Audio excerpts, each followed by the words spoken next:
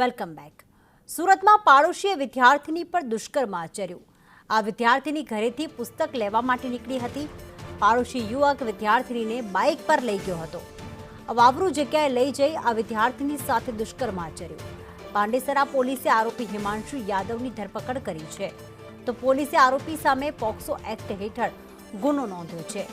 એક વિદ્યાર્થીની જે પુસ્તક લેવાનું કહીને ઘરેથી નીકળી, બાઇક પર આ યુવક તેને લઈ ગયો, આ આરોપી લઈ ગયો અને વાવરૂ જગ્યાએ લઈ જઈ વિદ્યાર્થીની સાથે દુષ્કર્મ આચર્યું હતું.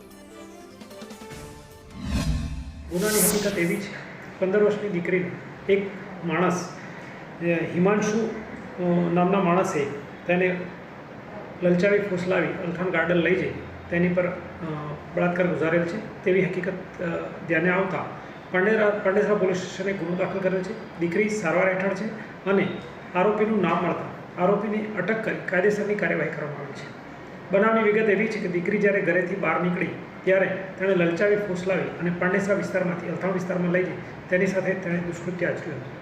આ બનાવ બનતા હેડ કોન્સ્ટેબલ હરપાલસિંહ અજીતસિંહ નાઓએ આરોપીને ટેકનિકલ તથા હ્યુમન ઇન્ટેલિજન્સ આધારે શોધખોળ કરી અને પકડી પડેલ છે.